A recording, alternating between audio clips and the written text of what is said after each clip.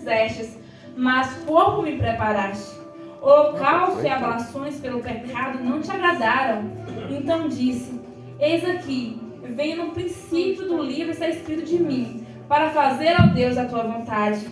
Como acima diz: sacrifício e oferta de holocausto e oblação pelo pecado não quisestes, nem te agradaram, os quais se oferecem segundo a lei. Então disse: eis aqui, venho para fazer, ó Deus, a tua vontade. Tira o primeiro para estabelecer o segundo, no qual vontade temos sido santificado pela oblação do corpo de Jesus Cristo, feita uma vez. E assim, todo sacerdote aparece cada dia, ministrando e oferecendo muitas vezes os mesmos sacrifícios, que nunca podem tirar pecados. Mas este, havendo oferecido um único sacrifício pelo pecado, está assentado para sempre à destra de Deus. Daqui em diante, esperando até que seus inimigos sejam postos por escabelo de seus pés. Porque com uma só oblação aperfeiçoou para sempre os que são santificados. E também o Espírito Santo nos testifica, porque depois de haver dito: este é o concerto que farei com eles, depois daqueles dias, diz o Senhor. Porei as minhas leis em seu coração, e as escrevereis em seus entendimentos, acrescenta. E jamais me lembrarei dos seus pecados e de suas iniquidades. Ora, onde há remissão destes, não há mais oblação pelo pecado. Glória a Deus. Glória a Deus. Deus, em sua infinita bondade, apesar da sua autossuficiência, Ele desejou ter criaturas com Ele. Ele desejou ter pessoas parecidas com Ele, para andar com Ele.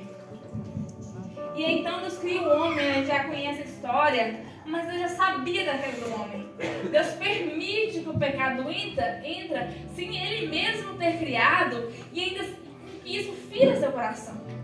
Deus permite que isso aconteça, e aí vem e Deus entrega o seu Filho antes da fundação do mundo, para que Ele pague pelos nossos pecados. No Éden, Jesus é anunciado.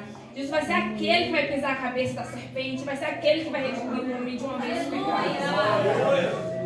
Então Jesus traz Deus sendo um Deus santo. Deus é aquele que é puro, nele não há iniquidade, ele é perfeito. A palavra santo, muitas vezes na Bíblia, não consegue descrever, a Bíblia às vezes não consegue descrever, muitas vezes de maneira clara para que a gente compreenda. Então, muitas vezes traz a figura de linguagem, como quando Jesus aparece em Apocalipse, os vestes brancas, porque não dá para descrever a pureza de Deus. É algo inimaginável. Deus, nele não há desequilíbrio, nele não há nada torto, ele é perfeito em seus pensamentos. Ele é santo, irmãos. Não há outra palavra para descrever, ele é santo, ele é santo, ele é perfeito. E ele deseja que pessoas sejam perfeitas como ele. Ele deseja que a criação seja perfeita como ele. Mas de uma maneira que isso não suba ao seu coração e que não aconteça como Lúcifer. Que ele olhou e falou assim: não, eu sou bonito também. Eu penso, raciocínio. Eu posso ser igual a Deus. Ele desejou criar pessoas que, mesmo andando em santidade, sendo perfeitas como ele, não se olhassem dessa maneira. Deus criou o homem e o homem cai. A gente já sabe da história do homem. E Deus institui a lei do levirato. Que ele diz: olha, vocês vão oferecer um cordeiro para mim, puro, sem mancha. Ele não seja manco, ele seja perfeito. Vocês vão me oferecer para vocês serem redimidos. E isso ia acontecer. O sumo sacerdote oferecia uma vez ao ano e aspergia sobre as multidões, aspergia sobre si mesmo para que eles fossem purificados. Isso é apenas a semelhança do que seria. Isso é apenas a semelhança do que Jesus seria o Cordeiro perfeito. Ele seria o Cordeiro perfeito. E aí Jesus vem. Jesus, ele viveu como um homem e ele veio como mulher. Ele nasceu, ele se desenvolveu como homem. Ele foi tentado como homem. Sobre si estava tudo, todos os pecados. Ele foi tentado como nós e ele nunca pecou. Vamos abrir lá em Isaías 53. Oh, glória! Louvado é o teu nome.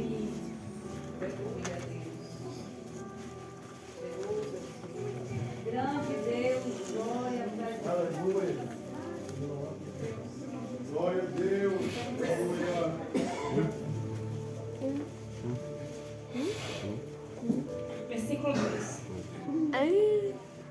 porque foi subindo como um renovo perante ele, e como uma raiz de terra seca.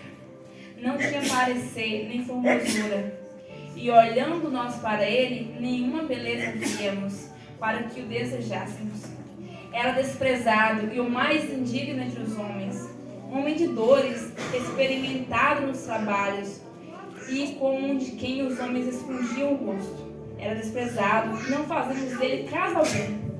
Verdadeiramente, ele tomou sobre si as nossas enfermidades e as nossas dores, levou sobre si, e nós o reputávamos por aflito, ferido de Deus e oprimido. Mas ele foi ferido pelas nossas transgressões e moído pelas nossas iniquidades. O castigo que nos traz a paz estava sobre ele, e pelas suas pisaduras fomos sarados. Aleluia. Glória a Deus. Jesus, ele começa o seu ministério da cruz, se entregando na cruz, quando ele chama os seus discípulos, se reúne à mesa, e ele começa a dizer, olha, assim, esse pão aqui, vocês façam, comam e bebam em memória de mim até que eu venha. Porque é necessário que, como vocês vão beber esse pão, que é o meu corpo, e dizendo que como o trigo é moído, ele seria moído, e beber esse cálice, que é o sangue dele, em memória dele. Jesus vai ao Monte das Oliveiras com os discípulos, separa 3 e fala, vamos orar comigo. Diz que sua alma estava em agonia profunda. E Jesus se ajoelha naquele lugar e diz, Pai, eu sei que ele sabia que estava por vir, se possível for, Deus, afasta de mim esse cálice. Contudo, Deus, seja feita a tua vontade. Jesus sabia que estava obedecendo ao Pai para glorificar o Pai. Aleluia. Ele sendo Deus, como o pastor Maxwell disse, entronizado entre os anjos, e o da criação adora, dizendo, Santo, Santo, Santo é o Senhor dos Exércitos, e toda a terra está cheia da sua glória. Agora está em agonia. Está em agonia e um monte dizendo, Deus, se possível for, afasta de mim esse cálice, porque é muito pesado. E o Senhor não responde. Ele procura os discípulos dormem. Ele disse, acordem, podem fechar comigo uma hora. Ele volta novamente e diz, Deus, a alma de Jesus agoniada, profundamente agoniada, diz, Deus, se possível for, Pai, afasta de mim esse cálice. Contudo, não seja feito como eu quero, mas como tu queres, Deus. Ele volta novamente e mais uma vez ele ora, Deus, se possível for, Pai, afasta de mim esse cálice.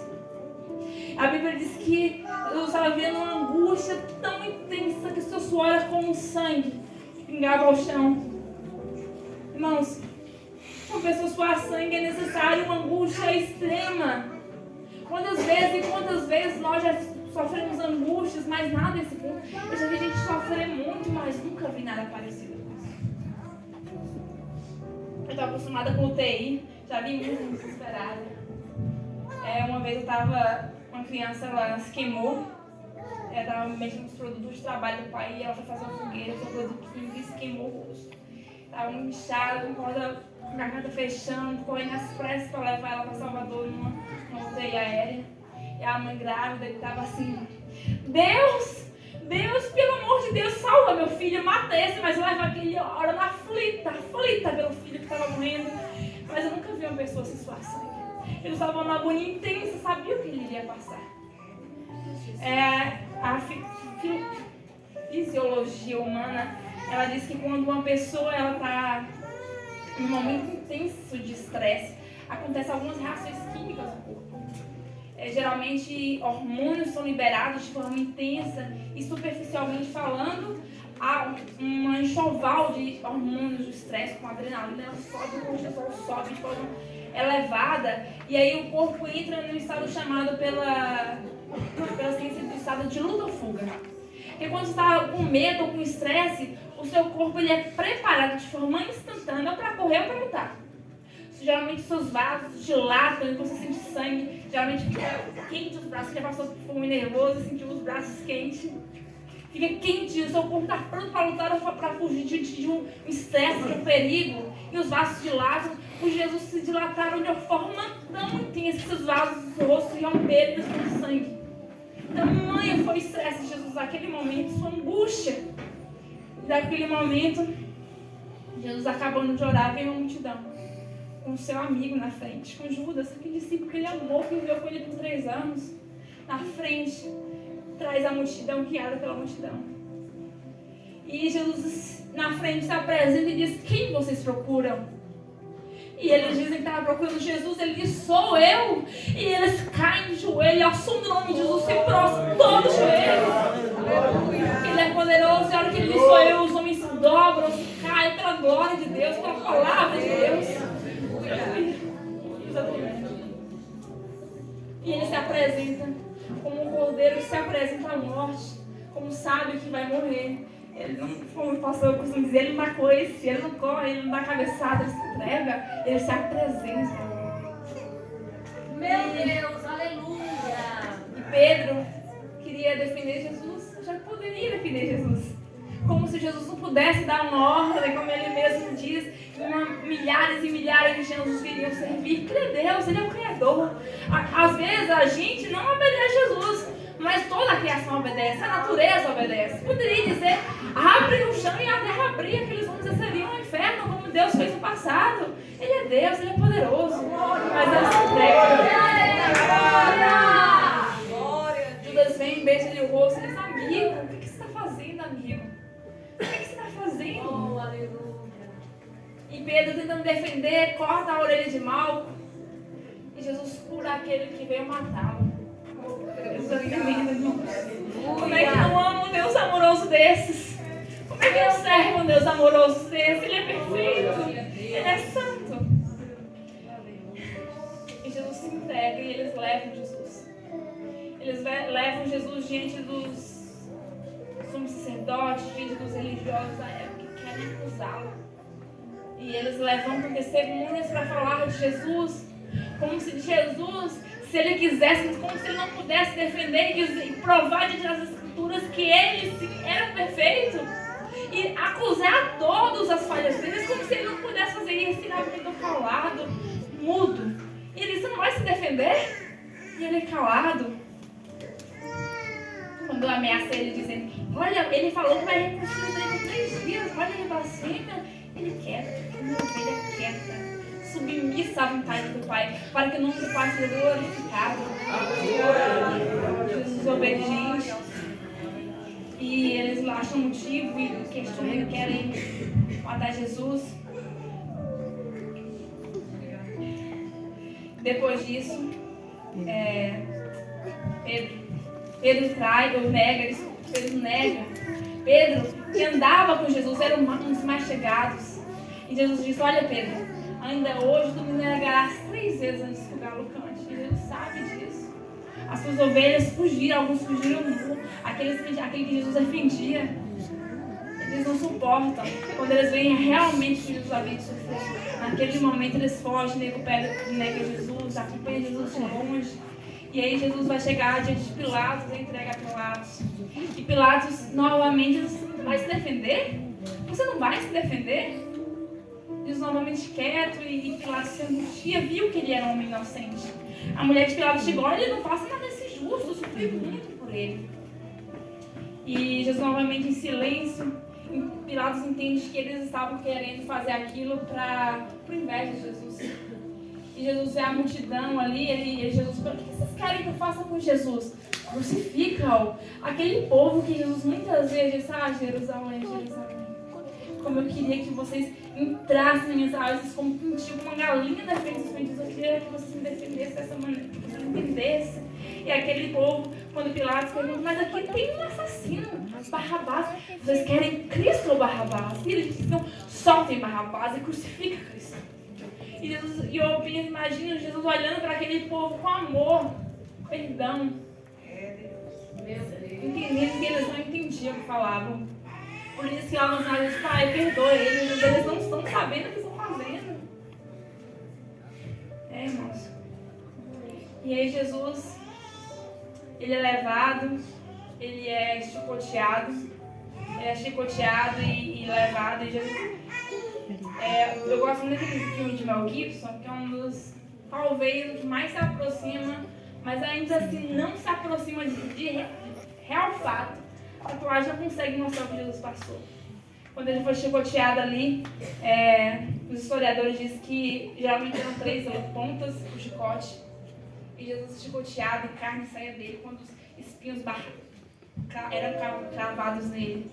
Sangue era arrancado de Cristo, pedaço de carne arrancado de Cristo. Ele foi açoitado. Por isso ele diz que não havia beleza. Ninguém o desejava. Cristo estava sendo moído. Cristo foi moído nesse momento pela igreja, por nós. Ele nos via. Era por amor ao Pai. E o Pai nos amou a ponto de não querer nos salvar. Glória a Deus. Jesus, ele é açoitado naquele momento. E ele é levado e os soldados zombam do rei. Os soldados confeccionam uma coroa de espinhos, colocam em sua cabeça, colocam um manto vermelho em suas costas, um cano em sua mão e começam a ajoelhar e zombar o salve, o rei dos judeus.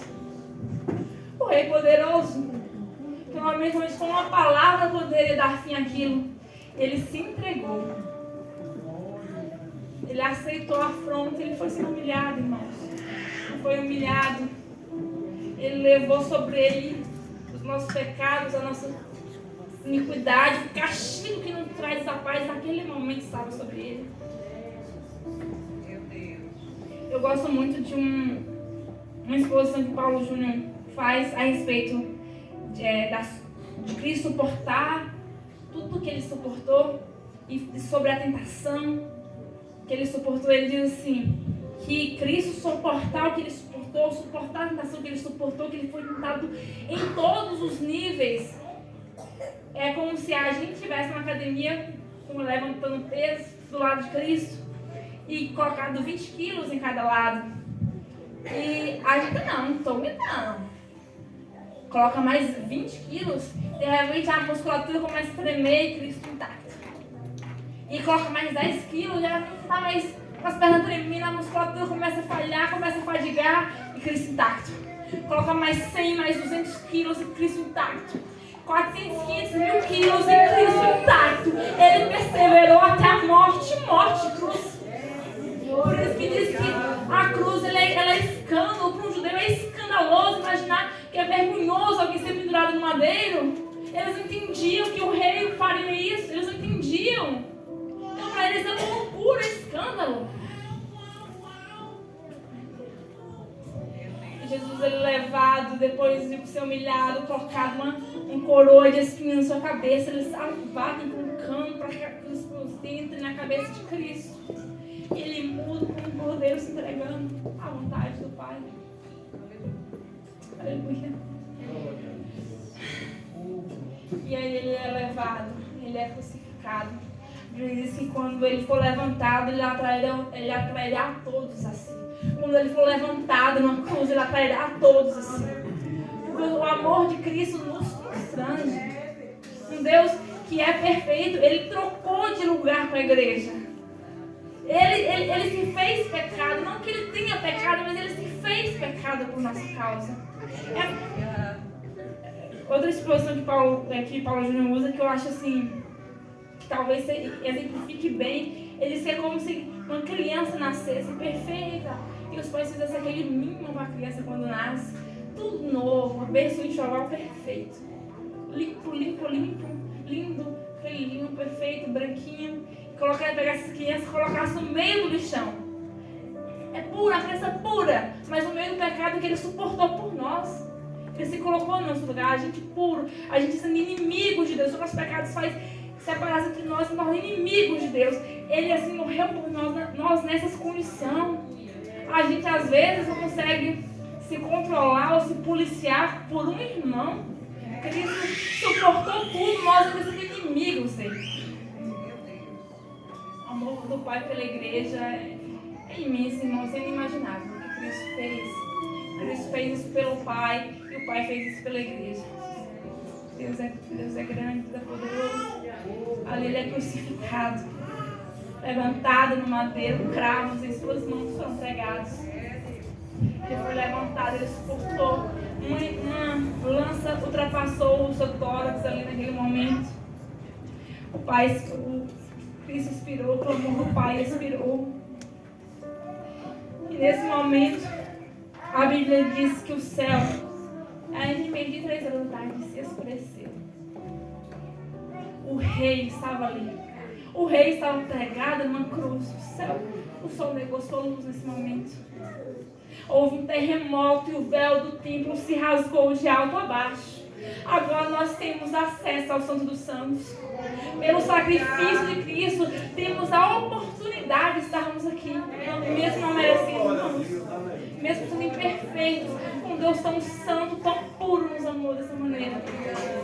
Aleluia!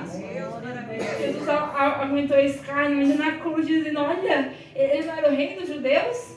Salva-te a ti mesmo. Jesus aguentou e perdoou. Deus, eles, Pai, perdoa, eles não sabem, eles não entendem o que eles estão falando. Deus é perfeito, irmãos. Deus é grande, Ele merece o melhor de nós. Nós somos fracos, às vezes a gente fica empurrando com a barriga. Mas a gente realmente cresce de forma genuína no que Deus fez, não andaremos assim, não. A gente anda como meninos ainda somos meninos e passa 2 anos, passa 3 anos e passa 10 anos a gente na igreja e parece que é a mesma coisa. Deus tem misericórdia, nós somos Deus tem misericórdia da igreja brasileira. Que haja um avivamento genuíno em Jesus. Que a palavra seja viva em nossos corações em Jesus. Que a lei de Deus realmente esteja em nossos corações. Só a palavra de Deus pode trazer um avivamento. Só a crença na palavra de Deus pode trazer um avivamento. As pessoas têm necessidade de Deus, irmãos. Os ateus, eles dizem ser ateus, mas eles desejam que Deus exista. No íntimo deles, aí tomara que isso esteja errado e que Deus realmente exista. As pessoas, elas buscam crenças, elas procuram religiões, elas procuram centros de macumba porque elas desejam, elas entendem que tem algo maior. Mas se a palavra estivesse viva no nosso coração, não precisaria muito para que as pessoas se convertessem, não. Se a palavra estivesse realmente viva, se fosse real, se crescemos de forma genuína, um avivamento seria estabelecido. Um movimento glorioso de Deus aconteceria. Muitos seriam salvos, irmãos, pela palavra de Deus. Se crescemos, se entendêssemos de forma genuína o que Jesus passou, o que Jesus fez. Meu Deus, aleluia. Nós somos sarados por Ele, irmãos. Merecemos isso, nós somos sarados. Aleluia. E Jesus morreu, irmãos. Mas Ele, no terceiro dia, Ele ressuscitou. Ele não está mais naquela tumba. Ele se ascendeu aos céus. Muitos morreram e estão em suas tumbas. Muitos do que eles acreditam que não sei nem que é no céu, no reino, não. Mas Jesus está lá vivo, reto, ao lado de Deus Pai. Ele é poderoso. Agora sim, foi exaltado. A morte não tem mais poder sobre ele. No terceiro dia, a morte rompeu seus aguilhões. O inferno perdeu. Foi despojada por Cristo. Agora a igreja tem poder sobre as portas do inferno. O Aleluia, inferno Deus. foi despojado naquele momento. Glória a Jesus. Agora tem o poder tanto para pregar o evangelho, que é algo dado por Deus à igreja somente. É um privilégio dado à igreja somente. Os anjos desejaram isso, mas a igreja tem esse privilégio. A igreja tem o privilégio de poder contra o inferno. A igreja tem o privilégio da cura, de milagres, de prodígios, de maravilhas no nome de Jesus. Porque Ele ressuscitou, porque Ele venceu.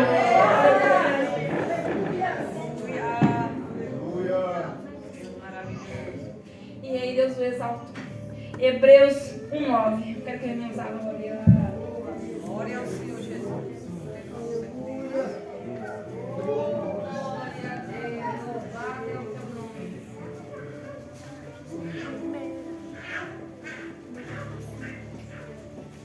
Glória a Deus.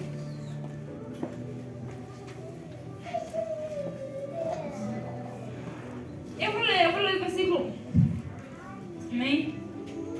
Havendo Deus antigamente falado muitas vezes e de muitas maneiras aos pais pelos profetas, a nós falou-nos nesses últimos dias pelo Filho, a quem constituiu o herdeiro de tudo, porque por quem fez também o mundo, o qual, sendo o resplendor da sua glória e a expressão da imagem da sua pessoa, e sustentando todas as coisas pela palavra do seu poder, havendo também feito por si mesmos a purificação dos nossos pecados, assentou-se à destra da majestade nas alturas. Feito tanto mais excelente do que os anjos, quando herdou mais excelente nome do que eles. Porque a qual dos seus anjos disse jamais: Tu és meu filho, hoje te gerei, e outra vez eu lhe serei por pai, e ele me será por filho? E quando outra vez introduzido no mundo, o primogênito diz: E todos os anjos de Deus o adorem. E quanto aos anjos diz: O que de seus anjos faz ventos, e de seus ministros labareda de fogo. Mas o Filho diz: Ó Deus, o teu trono subsiste pelo século dos séculos.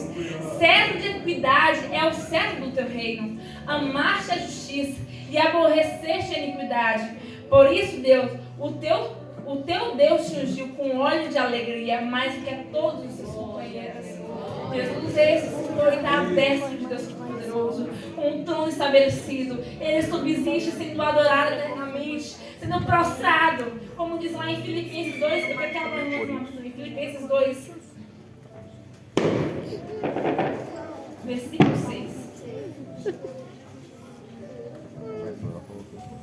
É bom, vai tomar um.